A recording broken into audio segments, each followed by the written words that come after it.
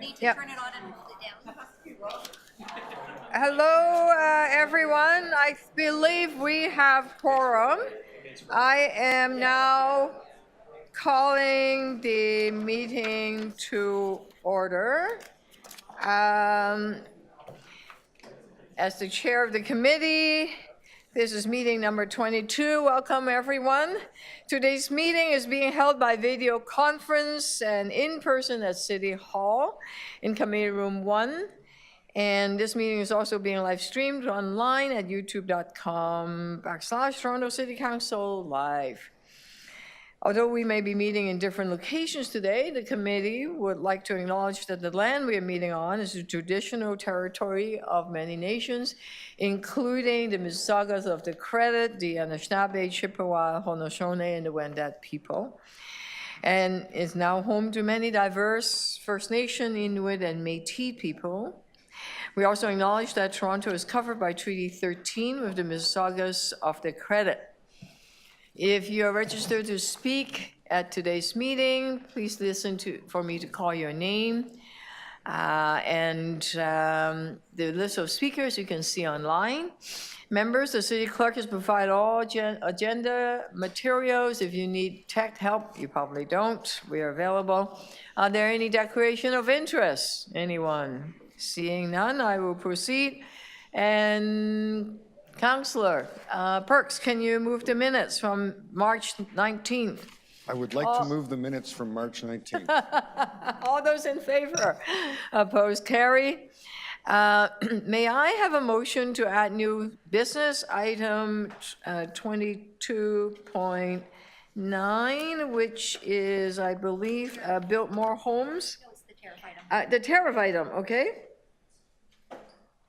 All those in favor? This is a report about, Carrie, about what we have been doing and what we plan to do next. The next piece, we have a new item on building more homes, identifying opportunities for more purpose-built rental housing. Councillor Perks will help me move that item. All those, I moved it, okay. All those in favor? Opposed, carry, thank you. Let us now run through the agenda. And we have in front of us item 1, just 1 minute here.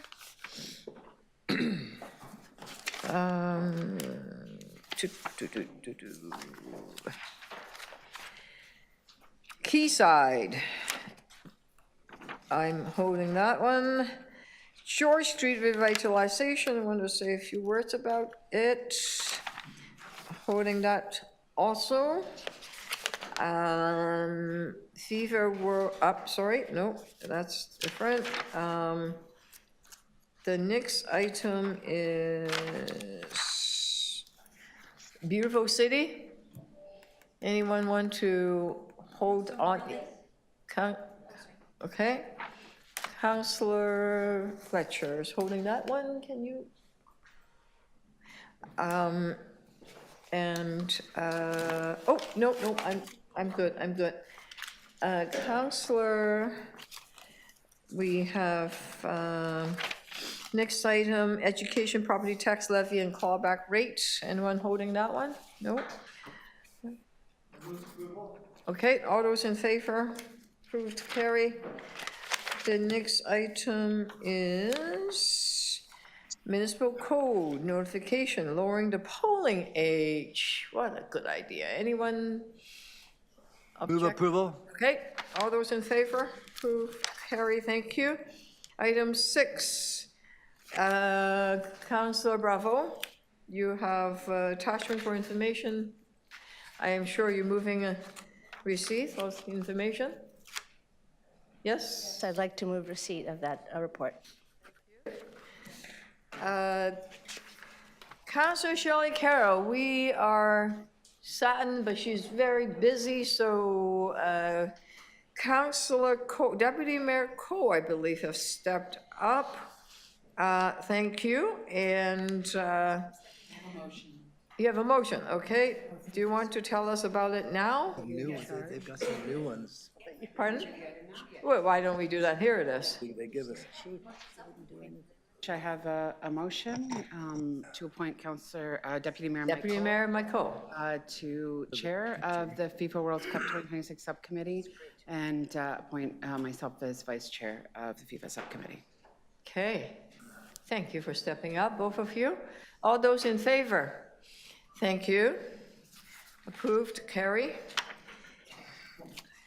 Community parking, we have a speaker. We have some speakers on it, okay?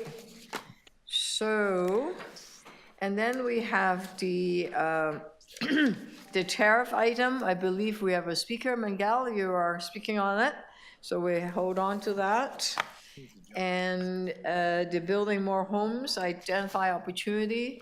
That is a new business, basically is asking the staff to tell us what is the next tranche of approval if we have money for development charge deferral or exemption. Okay, the motions in front of you, could you want to, why not, you know what, why don't we give people a few minutes to read it? I will consider that item together with Quayside because it's both about affordable housing, okay? All right. Miguel, did you want to talk about the tariff? So I'll take the tariff first because there's only one speaker, and then I'll do well, hang on a second. Waterfront Toronto is here for Quayside, right? Okay, hang on a second, Miguel.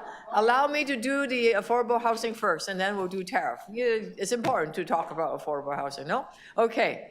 On Quayside, Waterfront Toronto, did you folks want to say a few words about it? No, you do not need to speak to it. Anyone want to speak to the item? Okay, Councillor Fletcher, and then I wouldn't mind saying a few words about it. Go for it. I am just going to say what a remarkable moment this is at Quayside in 2025, 8 years after the initiation for a different kind of Quayside. I do want to really thank all of our staff from the city and Waterfront Toronto for working so hard to create this fantastic waterfront project and get it across the finish line. I think we all remember this was the site of the very ill-fated Sidewalk Labs, Google, AI City, or as the head of education in the United States calls it, A1 is how we're now referring to it rather than AI, if you saw that on the weekend. So this is a brand new stage on the waterfront. This great opportunity to build affordable housing that everyone has worked so hard on. And I want to thank you, Mayor. I know that you've played a big part in bringing all the pieces for the funding together. It's not been easy to fund, but it is an outstanding and beautiful project. If you remember, there'll be a bridge that goes across from Quayside onto the promontory in the Portlands or onto Oakland and Municipal. So this is a piece that's very exciting. There's nothing there yet, but we're now at the point where this can be built, and it's built by a Canadian developer. It's built with affordable housing. It's built in a way that can be built rather than a pipe dream. And I'm very excited and very happy that we're able to affirm this here today, and really do want to congratulate everybody for this new concept, this new design, and this remarkable new project on the waterfront. Thank you. I want to do some quick comments. This is prime land. It demonstrates what the City of Toronto as a public builder can do. You're looking at phase one, 1,800 rental units with 30% of them affordable. That's 550 units. That's close to 800,000 people because they are family homes. They are bigger units. They're not just tiny ones. So they're all from all sizes. It's something that desperately needed in the city. So yes, when Sidewalk Lab went down in 2020, the city said, oh, let's figure out what to do. And then lots of things, well, got stuck a bit, but we really fast-tracked it. In July of last year, we approved the zoning, as you would know, that we are now fast-tracking all the zoning approval by 80%. So we got the zoning done, great. But then, who's going to build the roads and all the infrastructure? Well, we need the money. So Waterfront Toronto said to both the federal and the provincial government and the city, we said, come on, you need to partner. The city have always said, yes, we'll do that. But the province and the federal government, in January of this year, signed a deal. Deputy Mayor Malik was there, I believe, or Councillor Fletcher was there. They signed a deal, $1 billion. We got the infrastructure. But then they still can't not proceed because the financing doesn't work. That's when Councillor Perks and others, and we said, we'll accept the development charges, we'll prove that it will work. And we did. We accepted the development charges of this one, this is one of them, and lowered the property tax by 15% as a proof that it would work. And then the federal government stepped up in March and said, okay, we'll sign an MOU with you. We have $7 billion at the table. One small piece of it will go to this project. So, got the land, it got partners, Indigenous and nonprofit partners for the nonprofit.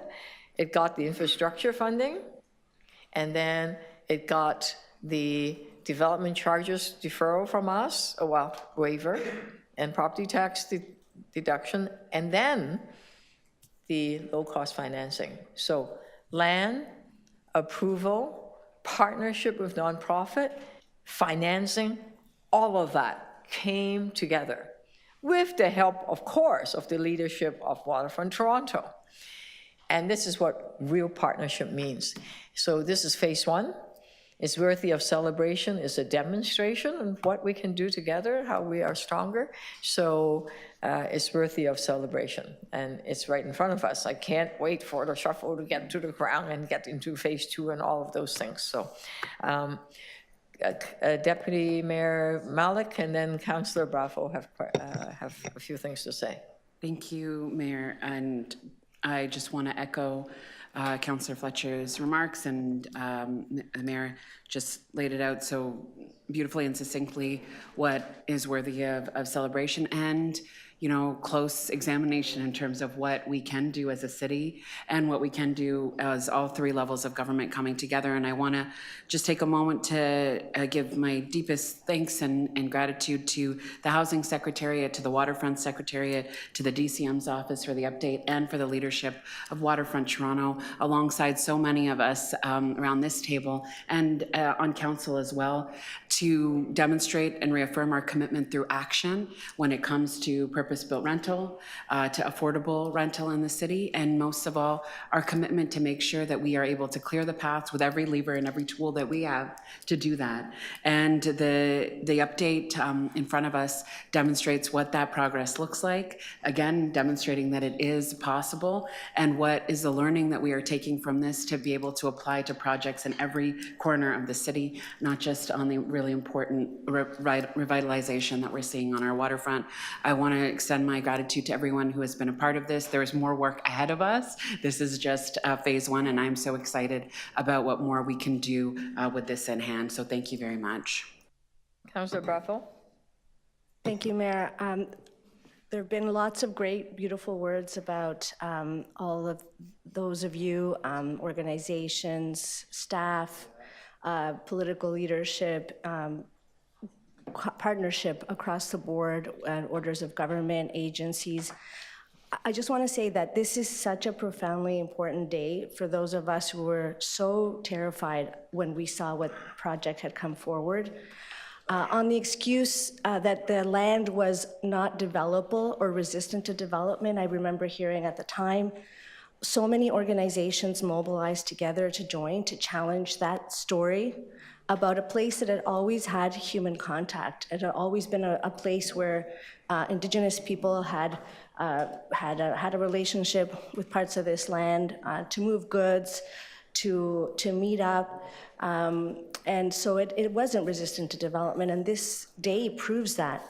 We almost approved a project that would have created a sovereign state, like a place without the oversight of government. Sovereign state on of that, Google. exactly. Alphabet and Google wanted to have absolute control of every aspect of that piece of land, which would have been like a colony for a tech giant. Now think about where we are today, where we have the tech giants have captured the President of the United States. We have an item here on tariffs. We would have surrendered a piece of land that has value, and the value that has been given to it, the social purpose value of all the work that has been done collectively, I think that people in Toronto are extremely grateful. From surrendering land to ungovernable, unaccountable, not Canadian tech located in the United States, to providing housing, to providing affordable housing, and most fundamentally to working with Indigenous partners. The land always wanted to be used, I think, for a good purpose, and that's been given to it. So I just want to express my tremendous gratitude and to recognize all the people who, when this proposal first came forward as Sidewalk Labs, resisted what was an unprecedented full court press selling of the big Sidewalk Labs Alphabet Google idea. But a lot of people didn't believe, and they fought back, and now today they can claim this victory alongside the City of Toronto. Yay, okay. Any other speaker? No? We are good. So, Councillor Fletcher, you are moving, oh wow, this is received for information anyway. So with gratitude for staff, absolutely. They did really good work. Sorry, pardon? For everybody that stopped the original project, just to put it in. Oh, yeah, there are many people to send thank you to, including Waterfront Toronto. So thank you. And all those in favor, receive for information, great. And next item. But thank you, Waterfront Toronto, for being here, and keep up the good work. There are many more things to do together. Take care. Miguel, you're on. Tariff. Yes.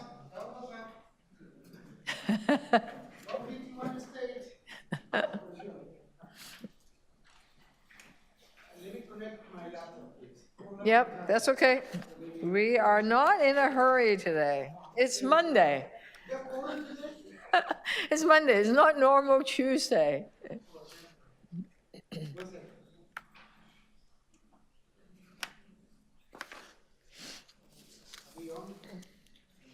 Yep, ready to go? There you are. Go for it. Good morning, everybody. Happy Monday.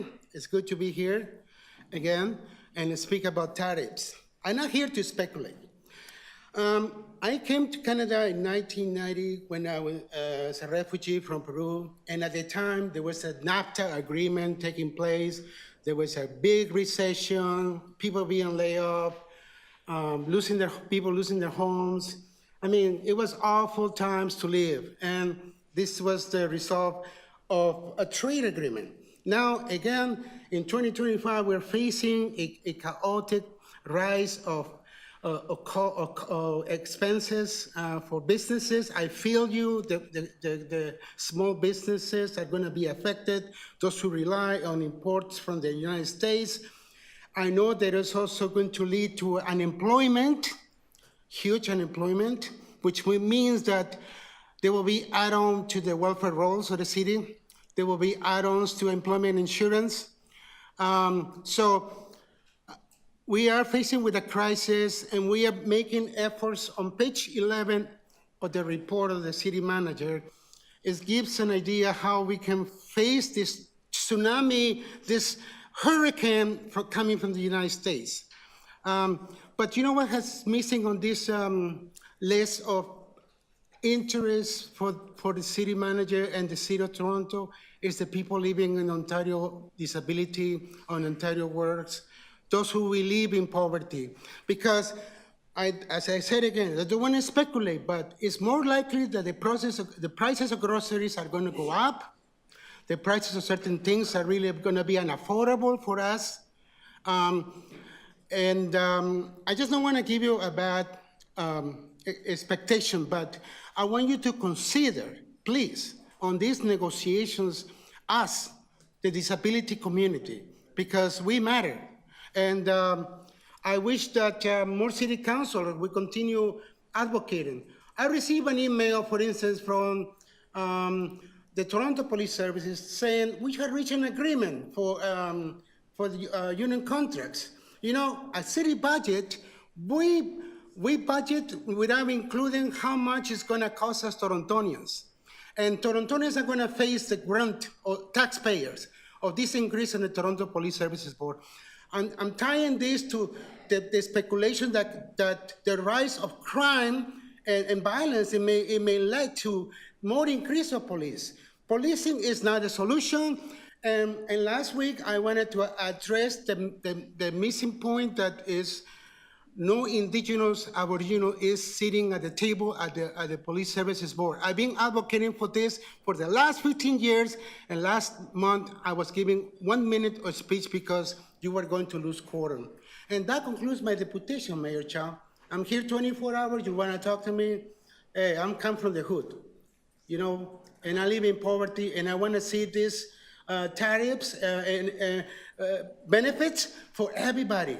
Not just the businesses, the unions, the corporations, but us, the poor people that depend on Ontario works, on Ontario disability and pensions. Any questions to the deputant? Okay, thank you. Thank you very much. Question to staff on the various items. Deputy Mayor Cole, the Canadian flag is now on the Love Local campaign, just so you know. Any questions, suggestions? No, we're good. We will proceed. Councilor Bravo? Any other ideas? Will on the tariff respond? Yeah. We are hearing from local businesses that there's a real sense of worry. So anyway, there's a survey. Deputy Mayor Cole, did you have any questions to the staff and Councilor No, I just wanted to just say a few words. Speak? Yeah, go ahead. Yeah, no, I want to, again, appreciate all the rapid work staff had to do on this. As you know, this came on, our staff came on the country, came on as all of us here in Canada unexpectedly and ferociously. So to have such a comprehensive response by our staff and working with the mayor and the business council and the advisors, I think has been a very formidable organized response, because this is not going to go away tomorrow. It's not going to go away next year. So I think we built a good foundation on reinforcing the ramparts here in Toronto against what we're going to be facing over the next months and years. So I think it's a very good foundation we built.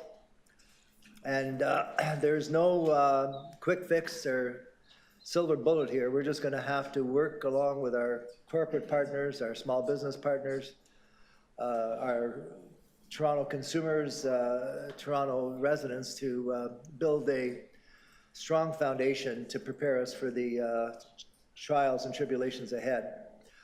And I think it's great that Toronto's taken a leadership role.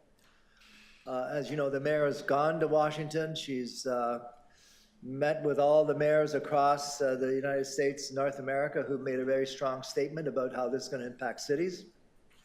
And it's good to see all the mayors across North America believe in the same thing we do. It's not just the mayor of Toronto or the city of Toronto. It's every municipality fears the consequences of this trade war that's been launched in a very erratic fashion, to say the least. So I think that's the right approach, is to take a collaborative approach with the teams here in Canada, in the United States, wherever they are allies that will help us protect ourselves. I just think we've got to continue to foster inter-Canadian trade and commerce. You know, for too long, we've taken the easy route of just buying things from across the border. It's easy, you know, to go to the States and, you know, I remember one time, there's one interesting story. I was sitting at a dinner table and somebody was saying how often they went to the States. And I said, well, what could you get in the States that you can't get in Canada? So they sat and said, I am not sure. Oh yeah, I said, I can get this special type of cornflakes. Conflict. I can't get that cornflakes that's got some, I don't know, candy to it. I can't get that in Canada. So when we go, we get 5 or 6 boxes of cornflakes that you get only in the States. So this is how lazy we've been as Canadians going across the border to buy cornflakes. And so I think there's been an attitude shift.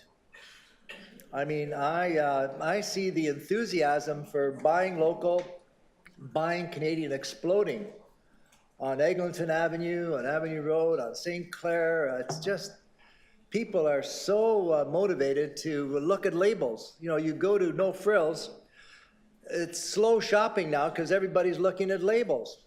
And then, you know, on the apples, you got to find that little sticker that's on the apples, and you try and find out, what does that little sticker say? Is it a American apple? Is it a South African? Anyway, so people are really going out of their way, which is great to see.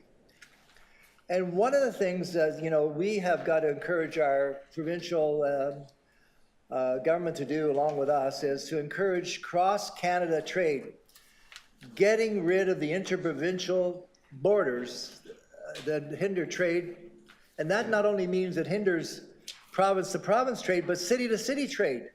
We can't basically have all these artificial, antiquated restrictions about trading within Canada. And that affects the City of Toronto and the commerce here. And one of the things we should be encouraging the federal government especially to get behind, and everybody get behind, is finally building a high-speed train that goes east to west. For God's sake, you know, we led the world in building the CPR 100 years ago, and we still have the same shitty diesel technology now in Canada, and the rest of the world has got, you know, electric diesel, you know, bullet trains everywhere.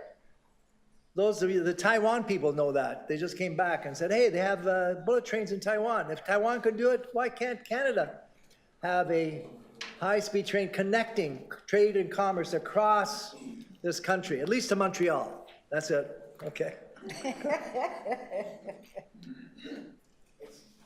Happening, it's called Paulo. Finally, Councillor Matlow. I was enjoying Councillor Buffalo. Mike's speech. Matlow first. Wide-ranging. Syrup in every pot and Yes. Butter tarts. butter, beaver tails. To focus squarely on the small businesses here in Toronto. The, you know, whether it be the stock market or the market on our streets, fear and confidence are such a big part of how people behave. And I know that with such instability, reckless instability that Trump has created, our small businesses in our city are really scared. And during COVID, another very unstable time for very different reasons, but a very unstable time, Torontonians really did come together. We focused on shopping local. We really wanted to make sure that people who were struggling, people who were vulnerable in many ways, knew that they had a village around them. And we made a point of being very intentional about how we spent our money so that we could keep our main streets alive. And this is another moment that we should feel that calling, I believe. I'm hearing directly from small businesses, obviously our survey demonstrated this as well, that they're scared. They're really, really scared.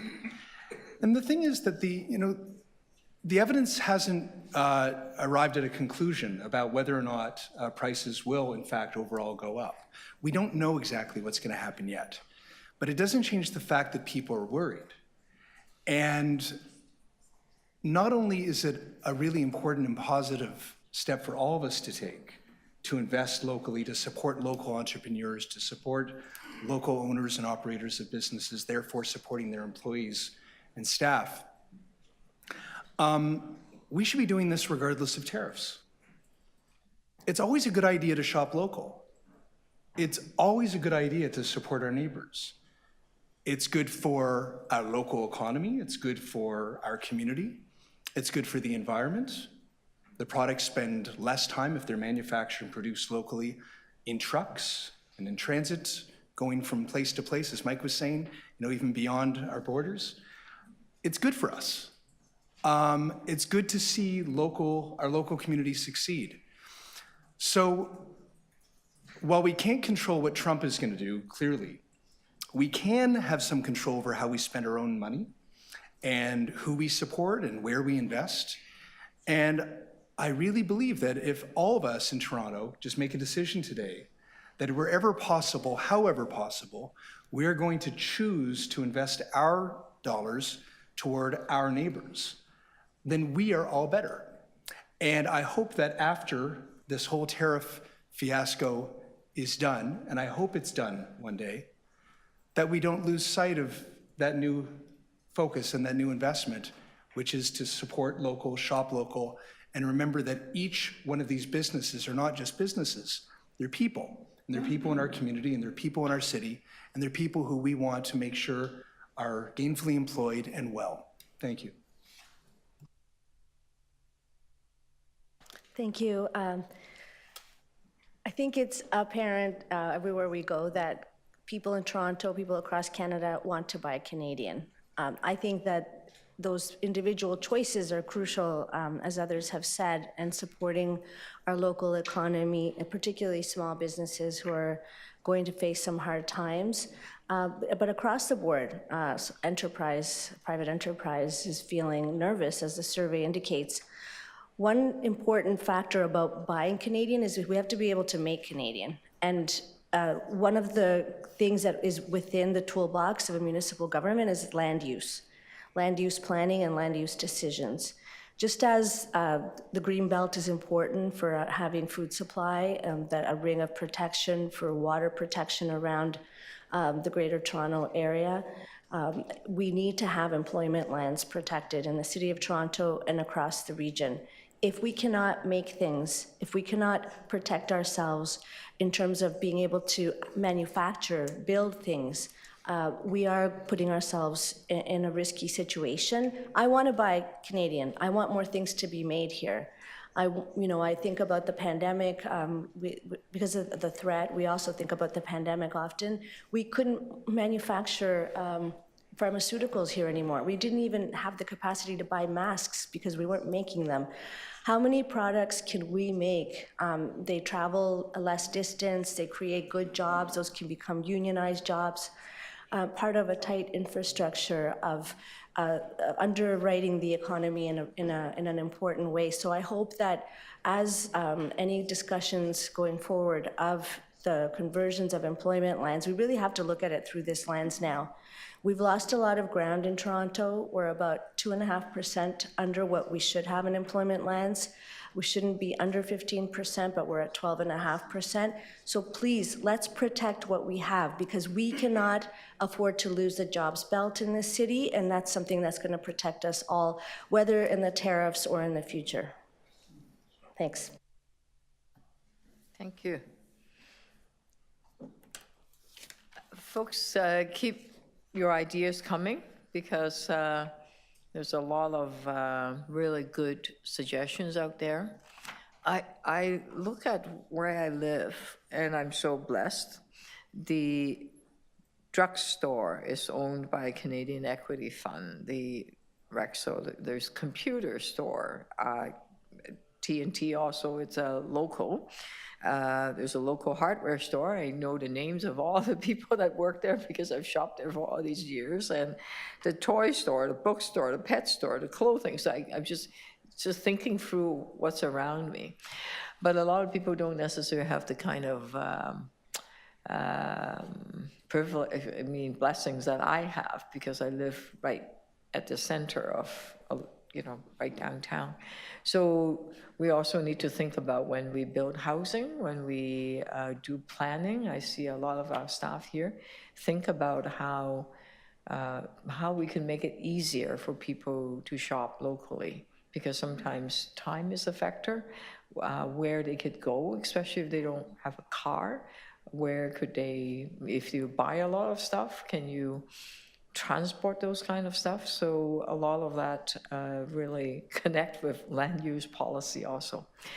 On the shopping locally and local procurement, the AMO, Association for Municipalities in Ontario, which we joined back recently, is having a conference in June where we're looking at how we could, right here in Toronto, what we could do in terms of local procurement. Can we do bulk purchasing with different municipalities coming together? I thought that's a great idea. FCM is also meeting in June. Both of them are in June. One is in Toronto here, the other one is in Ottawa.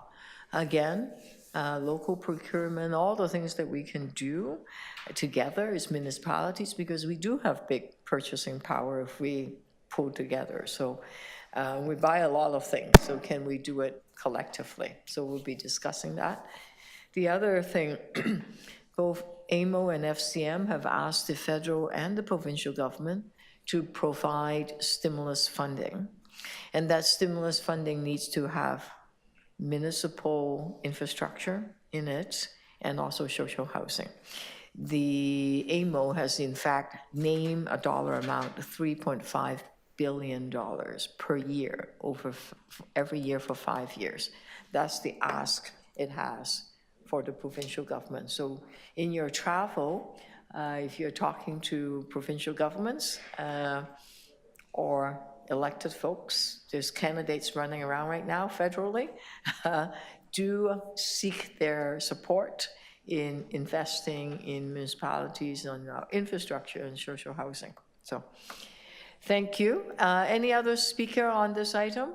If not, all those in favor of all the recommendations in front of you, approve, carry. Thank you so much. We have, we held a few items and then there are 5 deputants. I'm just going to release a few. Does anyone want to speak about George Street revitalization? Oh, I did promise that we do the more purpose-built rental housing. Councillor Perks, can I have you move the recommendation, basically asking the Housing Secretariat to report to Council the remaining projects that, remember, we approved 8,000. There's another group in the pipeline. Bring forward the next chunk so that we could say to the provincial, federal government, support this, okay? So I'm always happy to say to the provincial government, we need your support. So you're moving the Happy to move recommendations? that, Thank yeah. you. All those in favor? Opposed, carry. Thank you. George Street Revitalization Project. Anyone want to speak about this? I just want to say that this is a project that has been, does anyone have any question to staff about the George Street project here? No? Okay. Anyone? No? I just want to say thank you to the staff because it's quite phenomenal what is in front of us. Let me just pull this out. There are shelters, there's transition housing, there is affordable housing, then there's long-term care. It's really a continuum of care from the streets to transition to affordable homes And if you become in need of extra support because of aging, right? Long-term care beds. So this whole concept of comprehensive housing, from the most critical to stable to then, it really cover our entire, like, I hope there's childcare centers in there too. That is from kids to being a seniors. Thank you, because this project has been stuck for quite a while. I know the history of it quite well because I was the local councillors on it. And a long time ago on the Seton House Revitalization. And there was a monk called Alexander the Monk. Some of you, okay, you're not old enough to remember. He's always been pushing us to do the right thing for George Street Seton House. And I think he's long past, but that vision of comprehensive care, continual care, continues. So it took a bit of time, but here we are. So good work, everyone. Thank you. Councilor Bravo. I just want to add my congratulations to all the staff and the leadership that getting here has required. As the mayor said, this is, I think, the city working at its best to deal with what I think is one of the greatest threats for quality of life, for people's livelihoods, for being able to walk around the city, which is having people unfortunately living on our streets, and attending to this need in such a thoughtful way with co-location of all of these services together, an opportunity to really show that we are committed to ensuring that people have housing in the city, and that we understand that shelter, it's not shelter versus permanent housing. It's a shelter is a first step into a home. And some people need slightly longer ladders to get into that home and keep it permanently, and we're providing that in partnership. And I think it also points to the opportunity for us to continually make the case to the provincial government that there is a dimension of this care which is really squarely in the realm of healthcare. By doing this work in such an intentional, thoughtful, high-impact way, I think we're getting closer to the place where we can say, we know what the solutions are, we just need the support to deliver them. So congratulations to everyone involved, and I think that the city will be very grateful. Mm-hmm. Thank you. And it's third quarter of 2025, the procurement process will conclude, and Sheff will hit the ground in 2026. And let's fast track this as quickly as possible. I think the local council may want to say a few words. See, I thought if I talk long enough, you might come. Harry, Councillor Moyes. Thank you, Madam Mayor. Are we, where are we at? George Street. I know. Are we speaking or are we? You're speaking. You're the last speaker. Okay. Go for it. Yeah, so this has been a long time coming. I mean, I think more than 20 years, actually. And so I'm really, really happy as to where we've landed. I just want to take this opportunity to thank staff for all the, I'm out of breath, I ran from the just want to thank staff and all the hard work that's gone into this. My community is very excited. I was at the public consultation meeting, I think about a month ago, and it was well attended, and people were just really happy with the end result. So again, I'm excited, and I look forward to shovels being in the ground. And a special shout out to Mr. Tobin over there and his team as well. So thank you. Well done. Yeah. Wait till the ribbon cutting, opening. Any other speaker on this one? All those in favor? Opposed, carry with gratitude to the staff again. Lots of good news in this report. And are there any other items that are being held before I listen to the last item, the speakers? No? Item 3, beautiful city. Councillor Matlow and Councillor Fletcher, someone held this one? Councillor Fletcher. Oh, Councillor Fletcher, you held this item, the beautiful city concept? Yes. Any question to staff? No? Oh, yes, I have a question. Oh, okay. I have a question about when, particularly in our big, beautiful parks that were designed, let's say a Claude Cormier design or spectacular new parks, about the toters and solid waste pickup. And I'm really interested at what point that parks stopped picking up its own waste and recycling, and that was turned over to solid waste. Who's answering the question? What year was that? How long's that been on?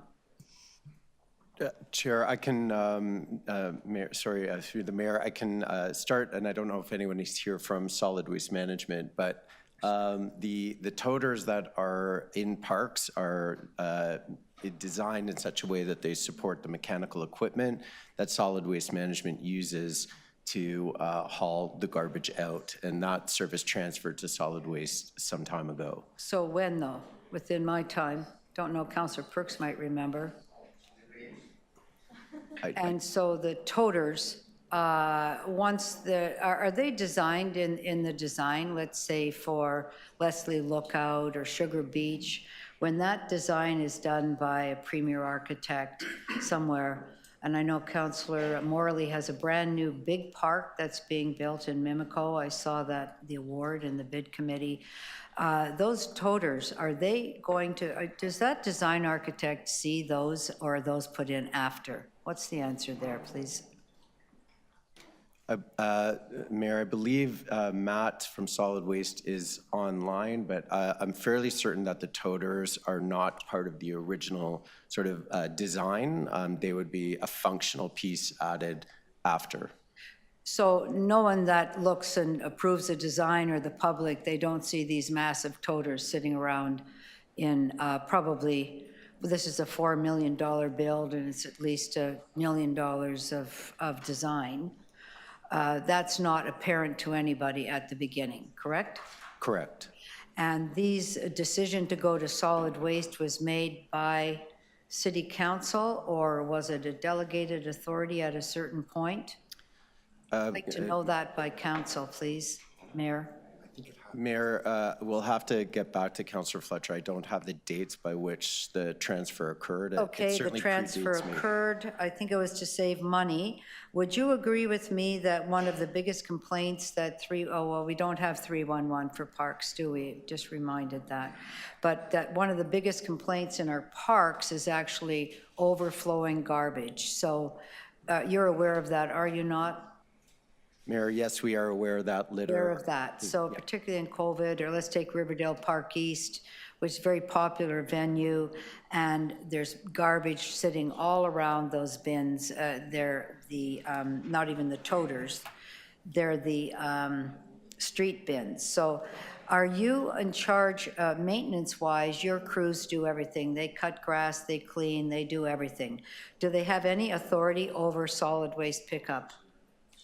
Mayor, they do not, and I see Matt is Sorry, just say that online. again. No authority over the pickup of solid waste by parks, correct? Correct.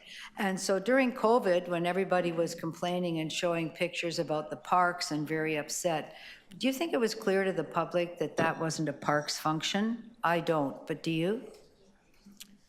I think we definitely needed to educate the public Right. on. They were blaming parks, right? Correct. When there's overflowing garbage in parks, they blame parks, correct?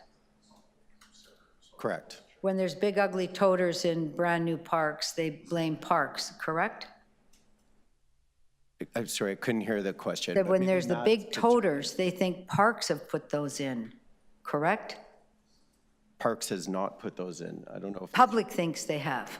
That'd be correct. And, sorry. Yeah, go ahead, but solid waste is also online. That's fine. Go ahead.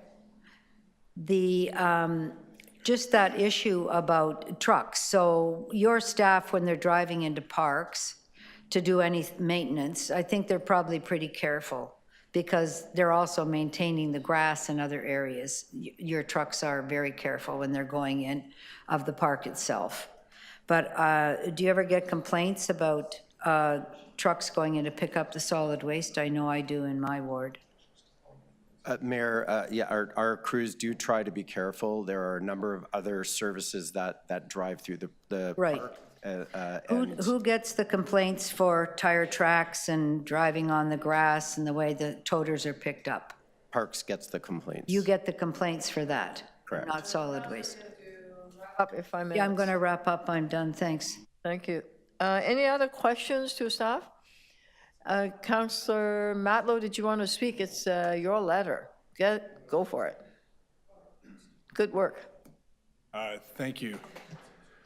The reason that I brought this to council is because I know that all of us, when let's say we move into a new place, the first thing that we do is that we design it in a way that makes us happy. And it's subjective, but often we like to see, beautiful plants, maybe some beautiful, something that, sorry, hey, councillors, I'm just a little distracted, I apologize. Sorry, just the volume is a little high. I appreciate it, thank you. As I was saying, when we move into a new home, the first thing we do is that we design it in a way that makes us happy and makes us well. And I don't believe that our city should be any different. This is where we all spend time. When we walk through our parks, when we walk down our main streets, when we walk through our neighborhoods, what we see around us every day impacts our well-being. And when things are in disrepair, when there's garbage thrown on our streets, when there's broken garbage cans, when our architecture is uninspiring, and when our public spaces seem to reach for the height of mediocrity, we know it's not good enough. And we know it's not good enough because we've also seen cities around the world that do it better. And far too often, we have a habit in Toronto, perhaps as part of our humility, but we have a habit in Toronto of always envying what other cities are doing. And I think we got to cut that out. Why should we envy what other cities are doing? Why don't we just be the best? Let's just do it. And there are things that are extraordinarily expensive to be the best, and often that is prohibitive because of our screwed up governance structure. But there are some things that we can do that aren't that expensive, but simply involve better practices, better procurement practices, better focuses of priorities, a little more effort. And I believe that when it comes to things like our street furniture, when it comes to the architecture that's involved in our public buildings, when it comes to the design of our public spaces, when it comes to the maintenance of our shared spaces, we can do better. We can be beautiful. We can be inspiring. Haven't we all, and I'm looking around this room and I imagine most Torontonians would agree, we've been to cities around the world where you walk through the streets and you look around at the architecture and you're in awe. It makes you happy. You're excited by what you see. It lifts you up. We've been through parks in places that just are extraordinary. You can't wait to write to your friends or family back home and tell them about what you just saw. You take photos. That's what I want Toronto to be. I don't want to have to travel around the world to be inspired by what others are doing. I mean, we'll always learn from other best practices and, wheels have been invented elsewhere. But I want other places to start talking about what Toronto's doing. I want visitors to come to Toronto and go, isn't that a beautiful city? I loved Anthony Bourdain, but do you remember he was not impressed with what he saw here? That makes me sad because I love this city. I love the people in the city, but I don't love a lot of our public spaces. I don't. I know they can be better. We love our concrete. We can do better than that. We can be a little more green. We can We can focus on design a little better. Some of our public buildings are glass boxes. They're not beautiful. We can do better. And the only difference between doing better and not doing better are just the choices we make. So that's why I brought this motion forward. Like I was saying about Trump earlier, about you can't control Trump, but you can control where you spend your money and shop local. There's a lot of things we can't control. There are a lot of things that are beyond what we can afford. But there are some things that we can do. And when this first came to staff, I was worried about how it would pan out, because this is going to need an interdivisional approach. This is everything from, again, our parks, our streets, our buildings, it's transportation, it's planning, it's parks, it's everybody together. So how do you manage that? How do you create the role of a city architect, or whatever we call that role, but essentially the quarterback that'll help drive this in a way that genuinely brings all the divisions together, so that we're a beautiful city. We're not just a bunch of different silos doing different things. And when I learned that Jason Thorne might be deeply involved in driving this, I was very reassured. I've known Jason since our days fighting to protect the Niagara Escarpment and the Oak Ridges Moraine, which led to the Greenbelt legislation. I think we both were wearing blue jeans for many more years than we were wearing suits. And Gord as well, and he was still in jeans. Meaning, though, that I know Jason to be somebody who is an activist on the issues that he cares about. And I'm convinced that I didn't even need to bring this motion forward to convince Jason to do what he already wanted to do, which was to help drive this thing. So I look forward to hearing more from Jason and an interdivisional team working together on plans that can be put forward to finally create the beautiful city that I know Toronto has the potential of being. Thank you. Sometimes creativity doesn't cost a huge amount of money, right? It's just you need to unleash that creativity. I just, when the chief planner was hired, he came in and asked me what's on my list of things that I want accomplished. A beautiful city is one of them. And I'm so glad, Councillor, you put this right on paper, and so there's now a process. I just want to channel Councillor Lily Cheng a little bit, because on the weekend, on Saturday night, I was at a Taylor Swift tribute concert at Mel Lastman Square. And there were 3,000 candles lit, and there were a beautiful band called FIFA by candlelights. They are very, very good. And the entire Mel Lastman Square was packed. The event was sponsored by the Young North York BIA, where they have beautiful lights of instruments all around. And there were people there, all gathered, and they all came in to listen to the concert. There were little kids, big kids, and some have sparklies on because Taylor Swift. Others were showing off still their friendship bracelet, and it was all really quite sweet. And Councillor Chang pulled me aside and said, Mayor, I need your help. I said, what is it? This is beautiful. As Councillor Chang would do, right?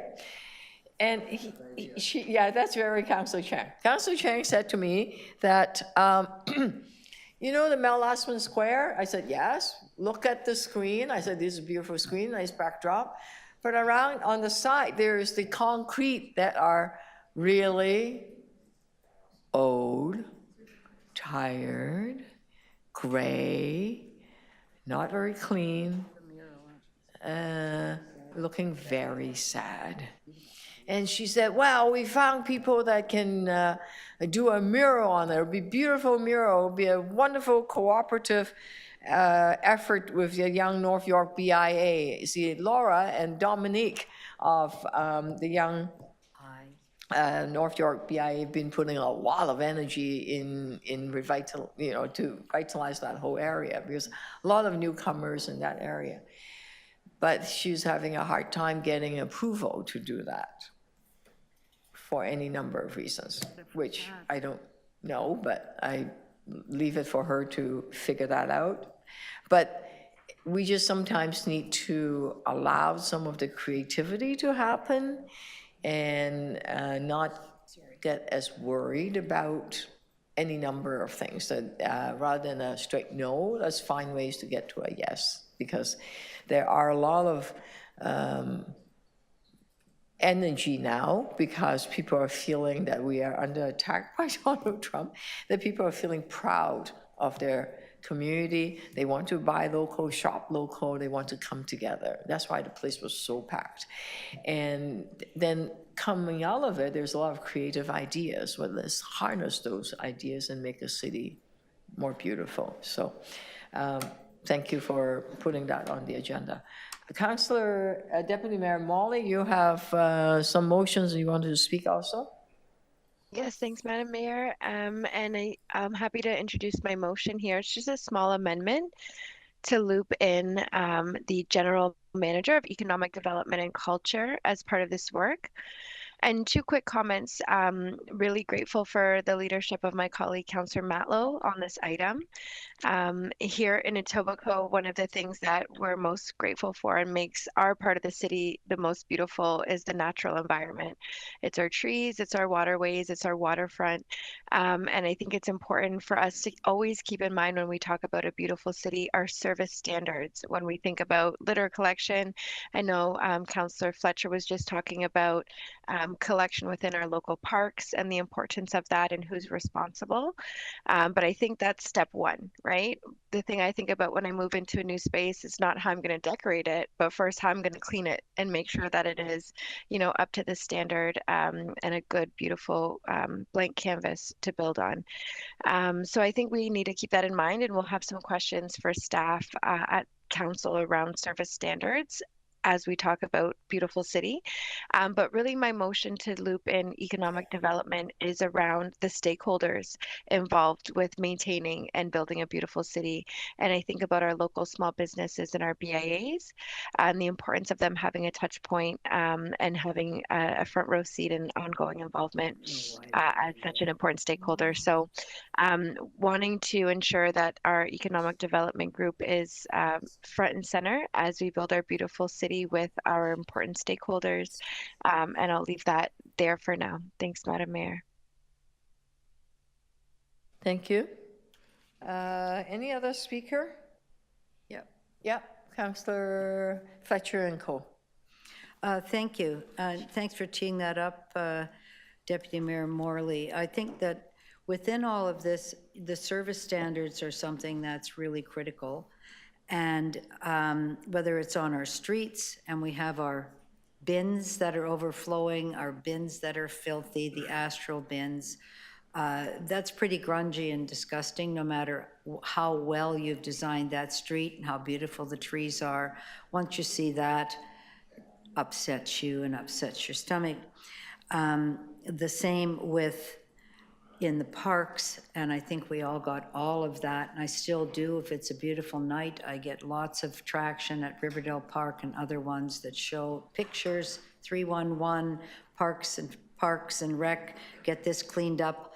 And I think from today, it was very helpful to hear from Mr. Dayton that that actually isn't parks. If it was parks, they're already doing their rounds constantly. That would have been cited, somebody gets sent out, pick that up, clean that up. So we just have, I'm going to be following this up more at council, Mayor, but there's two things about solid waste being in charge in the parks. First of all, nothing is better in the city than a beautiful park. People love their parks. They want them to be beautiful. We spend a lot of money in design. All of the new, particularly the new waterfront parks are spectacular. And then we have the toters at Love Park, the toters at Sugar Beach, the toters at HTO Park. They do not fit with the beautiful design that has been done by a Claude Cormier, by a Janet Rosenberg, by when we have these large competitions by folks that are world renowned. and then right on their beautiful space, we dump on the toters. And that's What are the because what are the toters, the big blue bins, the gray bin, they're big garbage bins. And never, toters, they're called toters. That was never the case until, and we're going to find out the date, I think it was after 2000, between 10 and 14, where there was this rationale that'll be cheaper if solid waste picks everything up.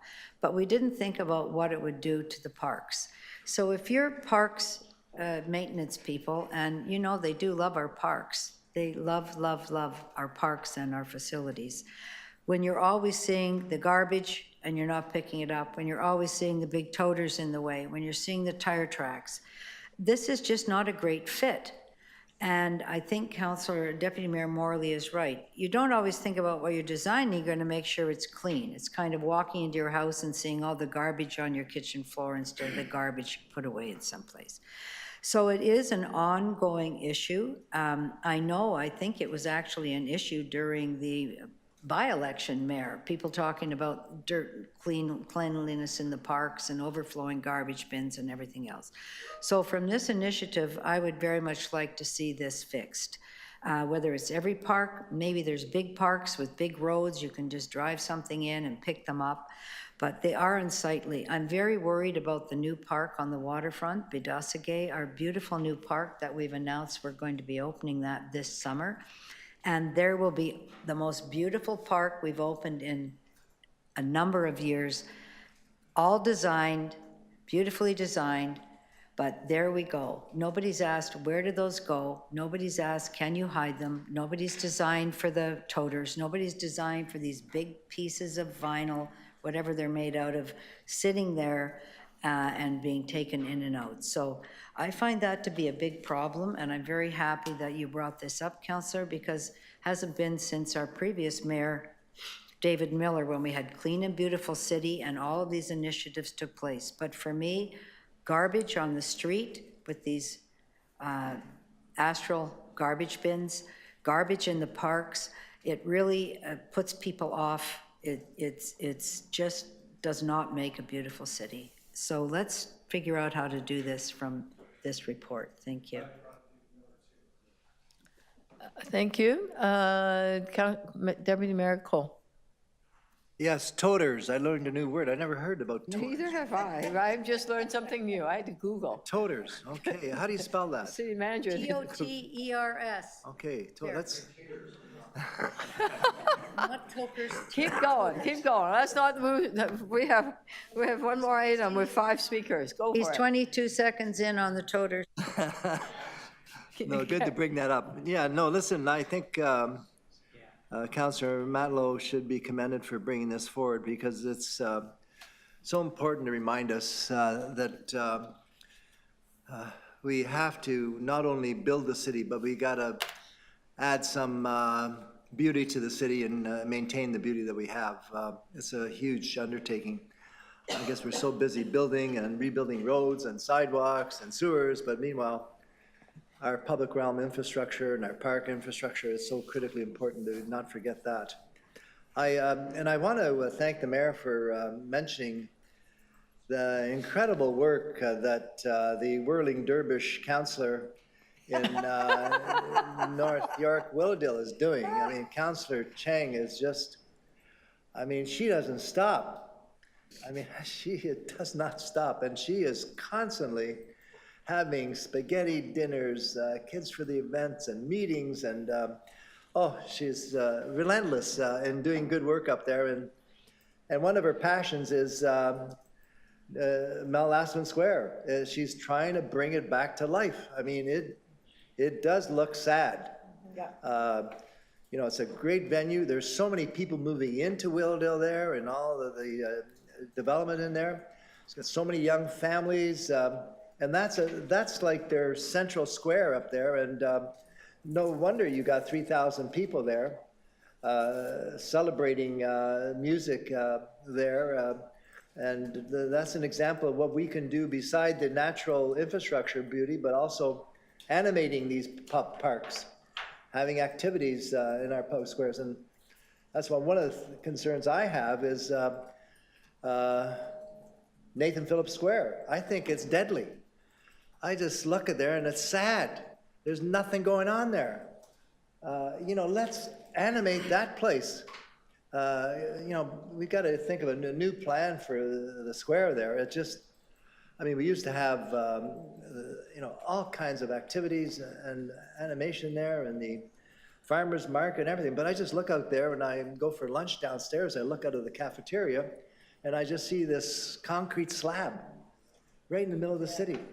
Something's got to be done with Nathan Phillips Square. It is really a sad place right now, I think, with the odd events that take place, but it just isn't a people place anymore. And but I just want to support Councillor Chang in her efforts to continue her work with Mount Lastman Square.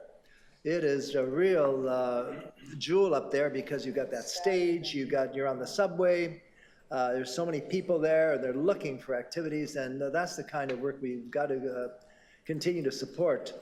And I just want to also add, in terms of our main streets, you know, one of the things that really is, I think, detrimental to beautifying our main streets in the core of our city is this god-awful graffiti. It really destroys anybody's good feelings about walking down a main street. You'll see, you know, your traditional shops and of all descriptions, and then you'll see this ugly graffiti everywhere. And that's why we need an aggressive campaign to finance mural painting. We need murals all over the city. That's the only thing that inoculates you against graffiti. And, you know, I sort of try to tell the owners of buildings, I said, listen, it's a lot cheaper to get a mural painted. I know I'm talking to Teresa at Midas Muffler on St. Clair, down from where I live, and she's always getting graffitied. She keeps on painting. I said, Teresa, I'll get you the name of a muralist and paint the mural, save you the money. You beautify the side of your wall instead of you repainting and repainting and repainting at the corner of Witchwood and St. Clair. You know, Teresa, the Midas lady. And so we've got to encourage murals. We've got to combat graffiti. And right now, there's no money to paint murals. It's a cumbersome, awkward, painful process to get a mural done in the city. So that's one way. So it's not only the parks. Our main street need to be beautified too. And they are beautiful, but not with all this damn graffiti everywhere. So thank you.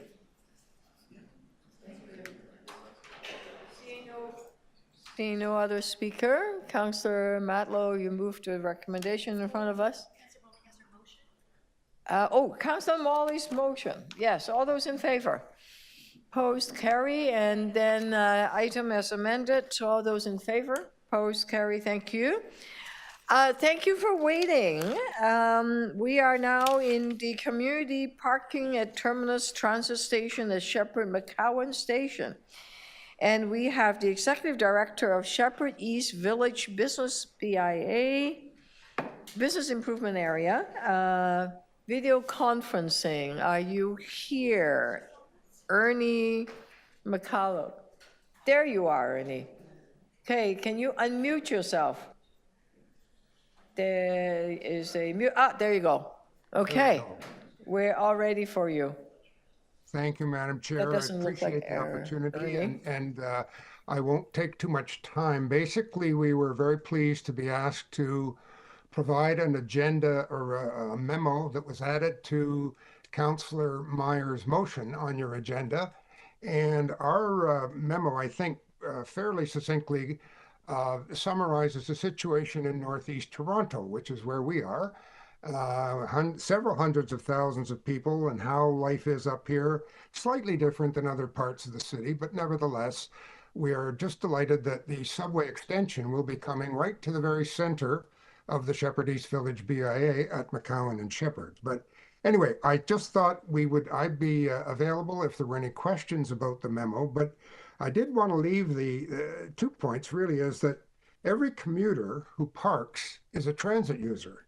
And this is something that's not always sort of considered by people, and the commuter parking at McCowan and Sheppard, the new station, will certainly help promote transit use. And more importantly, it'll help Toronto achieve its environmental goals by getting a lot of cars off the neighborhood roads and highways. But the point is with today's presentation, I believe, is not to be getting into the pros and cons of that, but this situation has not changed since the city and the province announced the wonderful subway extension some years ago. And what has changed finally is that there's a methodology by which the situation can be reviewed and considered. Ideas can be integrated between the different departments of the city. And then eventually, one hopes, we'll be dealing with Infrastructure Ontario, Metrolinx, and whoever else is involved in this process. So I would really just say thank you very much for the opportunity to bring our point of view from Northeast Toronto to the Executive Committee. And if there are any questions, I'll certainly be available to try and answer them. And thank you very much. Thank you for that. Rona Porter, the Agincourt Village Community Association. Rona, sorry, keep you waiting. We had some important items like tariff and beautiful city, and parking is also important. Is your mic on? Thank you for the opportunity to speak. No, it's not on. Can you hear me? Yeah. Thank you. Thank you for the opportunity. My name is Rhoda Potter. I live in Scarborough, Agincourt. I'm president of Agincourt Village Community Association. I'm here to support the recommendation put forward by Councillor Myers for parking at McCowan Sheppard subway station. Scarborough is 1/3 of the geographical area of Toronto. According to the 2022 census, I am one of the high percentage of seniors living in Scarborough, Agincourt, and North Scarborough. I also drive to Pickering at 5 a.m. to care for my grandson, while his parents drive off to work. I experience the westbound congested traffic on the 401, even at that time of day. City Council has recently discussed Toronto's traffic congestion. The TTC wants to increase ridership. Based on these facts, I will highlight 3 points to support the motion. McCowan Station is at the east end of the Bloor-Danforth subway line. Providing parking at the end of this line would allow residents of all of Scarborough, especially those in the northeast, the opportunity to ditch their cars and commute. In addition, this station would become a transition site to public transit for Pickering and Markham drivers. These drivers would become commuters. Number 2, Scarborough's communities were built with crescents, cul-de-sacs, and circular streets. It's often a long distance for a resident to walk to a TTC bus stop to access public transit that includes transfers and waits at the stops. Scarborough communities were based on the car. Yes, that may change in time, but that reality is years away for residents of Scarborough. A parking lot at McCowan subway station is necessary to encourage these drivers in these communities to become commuters. Number 3, Toronto has a congestion problem. We've talked about it. Drivers on the 401 through Scarborough and on the Don Valley Parkway are at a standstill, not only during rush hours, but throughout the day. Then there's the downtown congestion to contend with in a vehicle. Much valuable time is wasted when driving from Northeast Toronto, Markham, and Pickering to work, to appointments, and to events. Providing parking at McCowan subway station would encourage these drivers to become commuters. It'd be a win-win situation for their quality of life, increase TTC ridership, and address the downtown congestion challenge. Let's enhance public transit access by providing parking space at the end of subway line 2, as has been done at the ends of other subway lines. Thank you very much. Thank you. Any question to the deputants? No? Thank you for coming, and appreciate that. Jim Fault at the Scarborough Community Renewal Organization. There you are. Thank you for the opportunity to speak on this. So first off, I really support strongly the motion from Councillor Myers. the fact that no parking has been planned for or even thought about for this spot is actually quite amazing. So I am here to express my concerns and suggestions regarding the community parking at Scarborough Terminus Subway Transit Station, Sheppard-McCowan. So I am a board member of SCRO, which is the Scarborough Community Renewal Organization, and I completely support the motion from Councillor Myers. So firstly, the planned non-existent parking facilities at this Terminus station are really inadequate to meet the expected commuter demand. With the continuous expansion of nearby residential areas, the planned Sheppard East extension, the future planned Scarborough LRT, we call it. You call it the Eglinton East LRT, we call it the Scarborough LRT, as well as the 401 being close by. There's a way we can really reduce congestion. So to address this issue, I have a couple suggestions. Certainly, plan to build an adequate parking facility to accommodate the rising number of commuters expected at the station. I think the number is 10,000 that is in the motion. This can be achieved by constructing a multi-level parking structure, not unlike the GO Transit multi-level parking structures, with a difference though. This would be a green P parking. It wouldn't be a Metrolinx parking facility, so you could charge for parking here. And green P parking is probably one of the most reasonable and affordable parking situations in the city. This may require negotiations with a long-term deal to acquire property for this parking facility. Canadian Tire Corporation is next door. North, south, east, and north, east, and south, there's too much other already development. But west of the station, Canadian Tire Corporation Real Estate would certainly love to talk to the city, I think, about what could potentially happen here. It's a very large parking lot. There's future plans for Canadian Tire to change at this location once the subway opens. So certainly something that can be added to the discussion in the motion is talk to Canadian Tire Corporation about what could happen there. I think you can reduce affordable parking fees, offer affordable parking rates to encourage use of parking facilities for commuters, not unlike Green P, implement a tiered pricing structure based on duration of parking to accommodate those. And lastly, I say promote sustainable transportation options. This is going to be a kiss and ride station like no other. So we need plenty of kiss and ride options here in the design. I'm not sure what those are. Make sure that happens, but also make sure that there's enough cycling parking facilities. Because with the Scarborough LRT terminating here, there's a cycle track on that. We'll see plenty of parking. Hundreds of bikes come to that station, want to park and want to be able to go downtown or to the Eglinton Crosstown. So once Eglinton East LRT is completed and as there's a cycle track on that, there will be hundreds of bikes here. So it almost need an Amsterdam-style double-level parking facility for your biking facilities. By implementing these recommendations, we could significantly improve the community parking experiences for Scarborough. Scarborough was built, early post-war as affordable housing for families. Lots of single-story houses that are basically raise hundreds of thousands of families. So you do require cars. I transited here today. I can transit as much as I want, but this needs to happen for those who are in the broader community of Scar to be able to get to transit. So I trust that Toronto Executive Committee will consider the motion positively.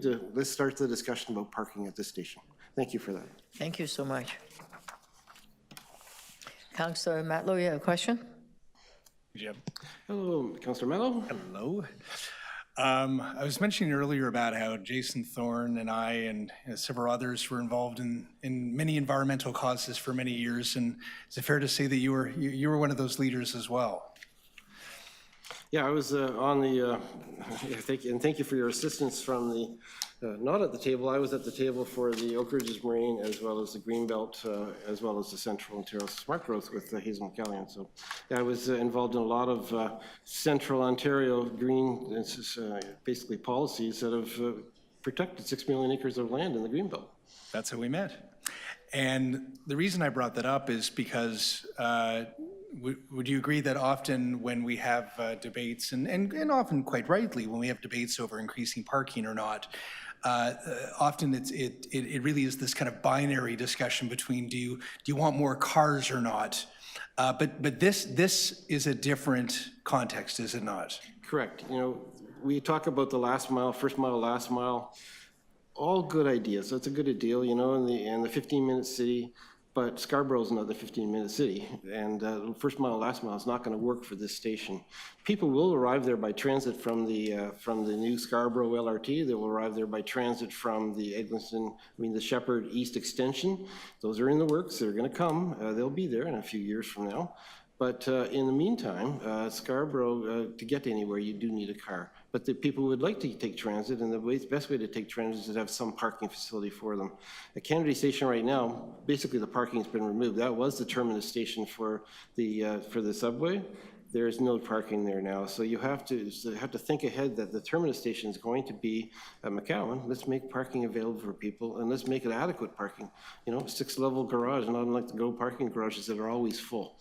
But we can charge for it. We can do green P parking for it. So in this context, it's not actually so much about incenting people to drive. It's in fact pragmatically understanding that people are driving. Yep. We want a place for them to leave their car to incent them to take transit.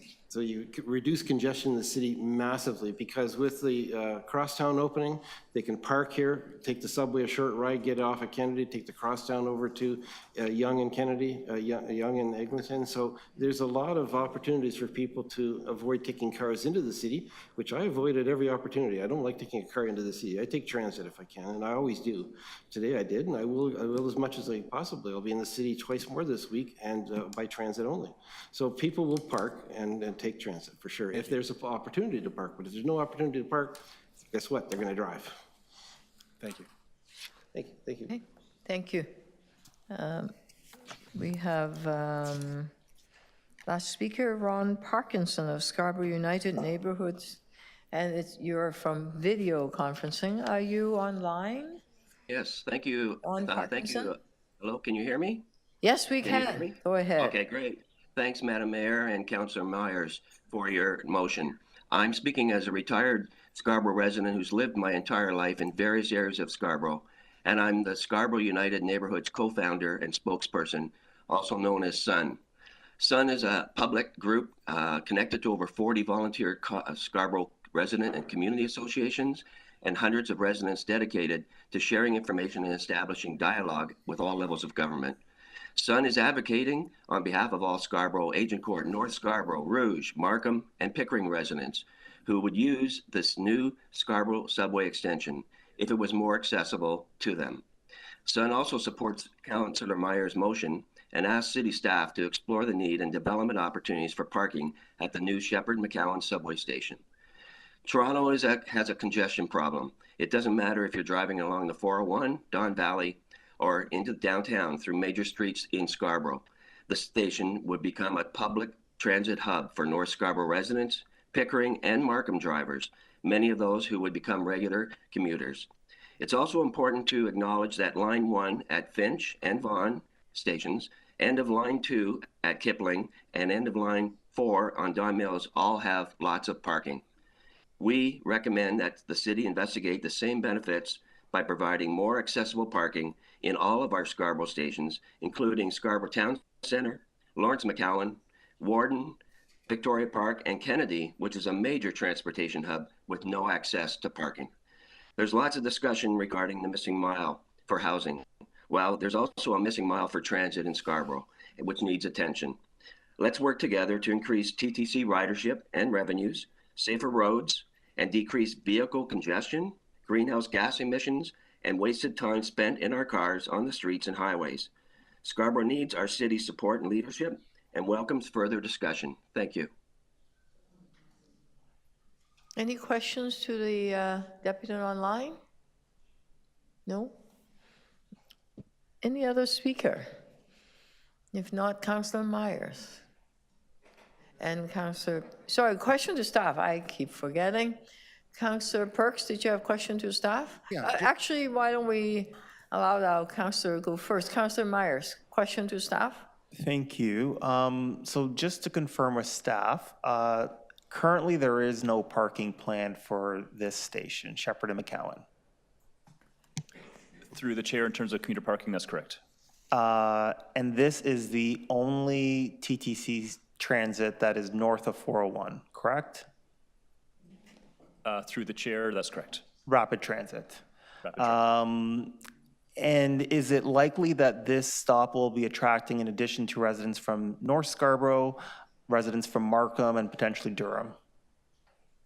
Through the chair, the modeling for the ridership did identify a pretty wide catchment area for this station, yes. And in addition to this station being built, the provincial government is currently studying extending the Don Mills Sheppard line all the way to connect to the Sheppard-McCowan station, as well as the city project of the Eglinton East LRT is also planned to go into Sheppard-McCowan, correct? Through the chair, that's correct. So you would have potentially 3 lines at Sheppard-McCowan, and there is currently no commuter parking. Through the chair, yes. What is directly north of that area? What type of industry is there? Through the chair, it's a fairly diverse industrial area. It includes some large floor plate commercial, some lighter manufacturing uses, larger floor plate uses. Yeah. What is directly south of Sheppard-McCowan? So through the chair, again, depending on how south you are talking, there is a mix of commercial. As you get further south, you get into more of the residential areas. Thank you. So if there isn't commuter parking, is it possible that what might end up happening are people just going to be parking in industrial areas and along residential streets in neighborhoods? Through the chair, we've certainly heard that is one of the concerns, yes. And is there an opportunity, given the amount of land that is available in the current applications for redevelopment that is being put forward by Canadian Tire, Metrolinx has expropriated certain land, to study the option of having some sort of commuter parking there so that we don't sort of create these problems that we anticipate will happen if there isn't commuter parking? Through the chair, in response to this direction, that is one of the ways we would look at whether there's opportunities to accommodate that commuter parking integrated with some of the new development that is planned for the area.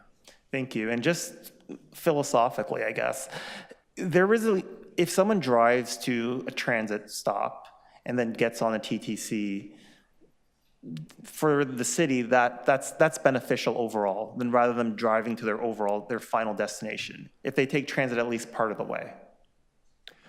Through the chair, the preference is always to see alternative modes of transportation accessing the station itself. But yes, in terms of it being better than an end-to-end trip by vehicle, I would agree with that. And for the TTC, it really doesn't make any difference financially. They're going to get the same fare if you take the TTC part of the way or the full distance, correct? Through the chair, correct. And there might even be a benefit to the transit system in that they don't have to plan for customers for the end-to-end trip. They just have to take care of the customers on the portion of the trip that they choose to use TTC. Yes, that there's a potential impact on capacity in terms of where the commuter accesses the system. Great. Thank you very much. Councillor Matlow, you had a question to staff? Or is it Councillor Perks? Councillor Perks.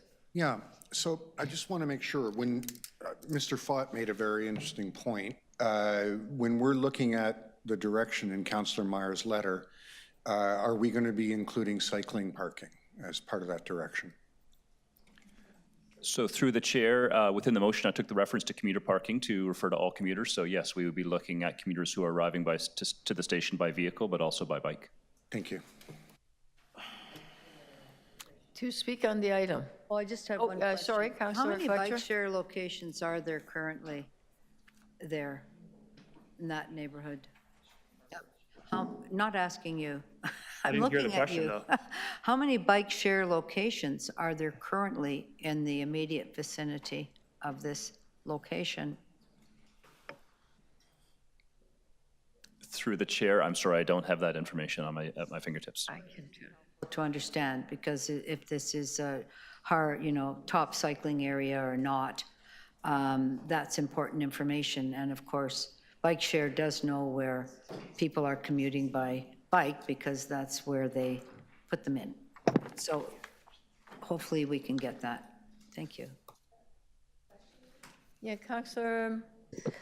I also have a question about cycling infrastructure. It's good to hear that bike parking is being contemplated here.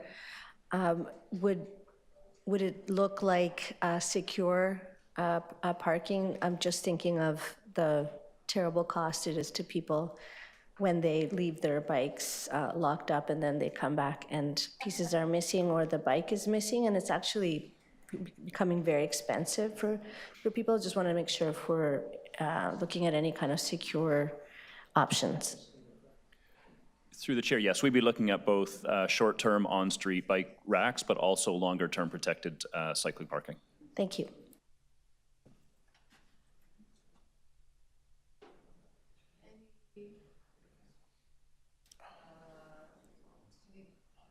Any other questions to the staff? If not, Councillor Myers.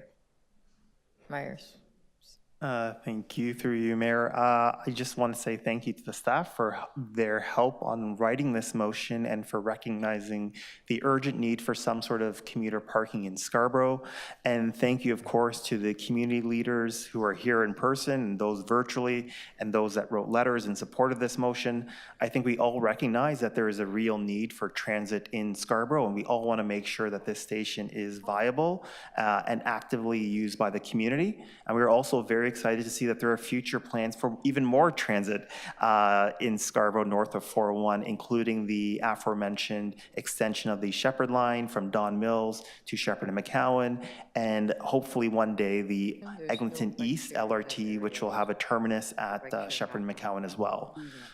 I also want to just acknowledge that, you know, in an ideal world, people would be using the buses to get to this transit stop, or they would be riding their bikes or walking. However, that's just not the reality of Scarborough currently. That is the goal, that is the model, that's the direction we're moving in. But in order to create these safe walkable communities, we first have to create these safe walkable communities and not just build infrastructure with the vision that they will be there at some point. So I would ask my colleagues to please support this motion. It's an important motion and it will have a lot of benefits for public transit, public safety, and just overall congestion in the city of Toronto. Thank you. Thank you for that initiative, Councillor Perks, and then Matlow. Anybody else? Yep. Thank you. I'm going to be supporting Councillor Myers' motion based on my understanding from staff that cycling parking is going to be a part of the work that they do. Absolutely, we have to make sure that people can conveniently, easily, and swiftly get to transit stations, and that they are going to be accommodated when they get there, and that for some people, the bus isn't going to be the right answer.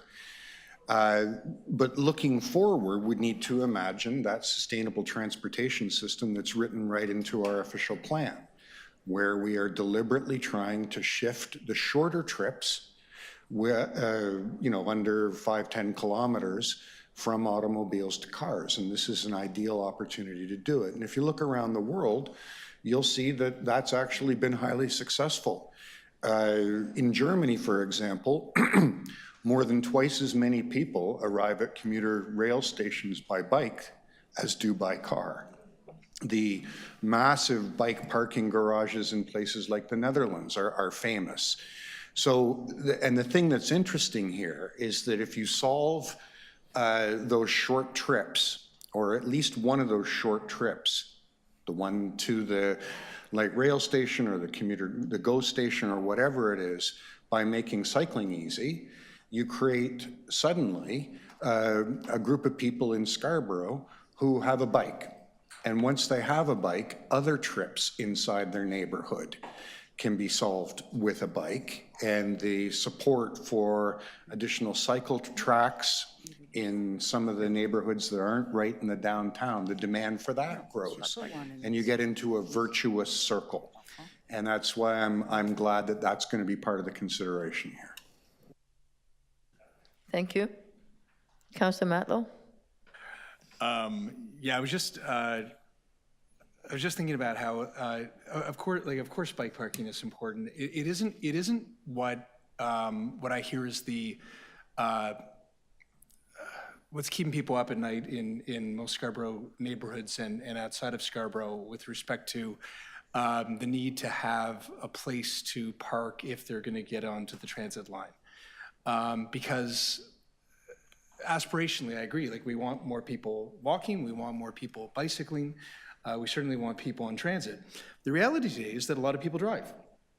And they may not always drive cars that are run by gas, but maybe they'll move electric. But cars are going to be around. And just, again, pragmatically, like just realistically, if we want people to take transit, they're going to need a place to leave that car to get there, unless that rapid transit line is extended somewhere else.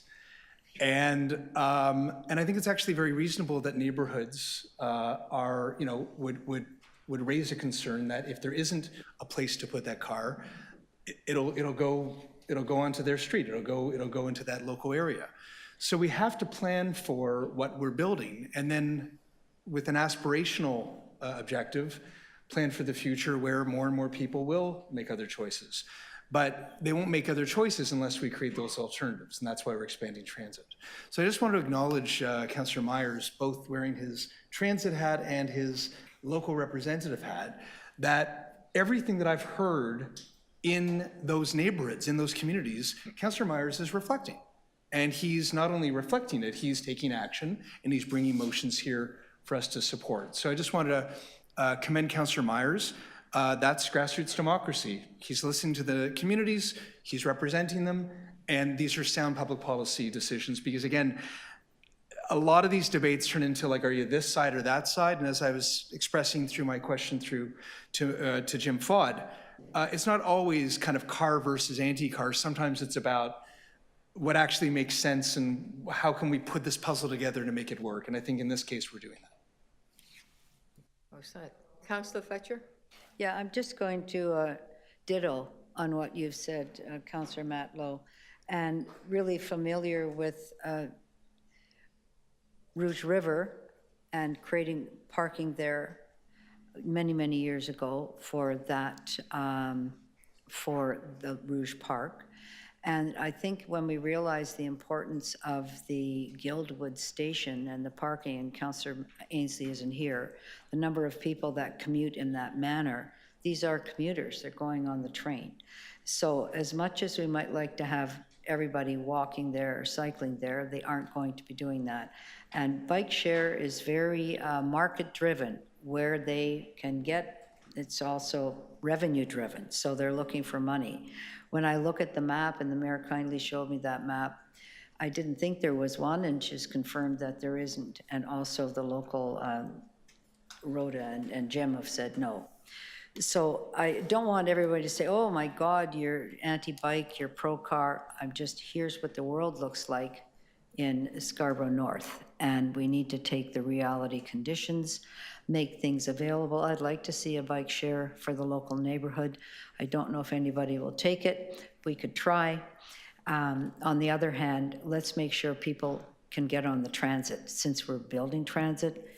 And I don't know how much we look at marketing when we're doing these things. I have no idea how the TTC looks at that, or do we come only to elected officials? So I know that there is a lot of marketing, who's doing what, who's traveling in what way, how much electric cars are needed, what kind of other cars are there, who's doing what, who's buying, how many bike stations. To me, that's the fundamental piece, and I'm sure that that's something that with this motion that can be baked in. But I don't know if the TTC does that either when they're looking at these things, and I would suggest that that become part of the business practice, because it's an important part of being successful. Thank you. Okay. Any other speaker? Okay, thank you for, Councillor Meyer, for taking this up. You have a beautiful park, the Lamoureux Park, you know, the hunting wood, and you then go over the place. You have some beautiful spots there, but oh, okay, yeah, all right. So you're further north, okay, rather than going this way. All right. Who is taking carriage of Councillor Meyer's motion? Okay, Councillor Matlow. All those in favor? Opposed? Carry. Thank you so much. Well done. Do we have any other items? If not, Councillor Bravo just moved adjournment. Thank you, everyone. This is now even before lunch. This is fabulous. Yeah, well.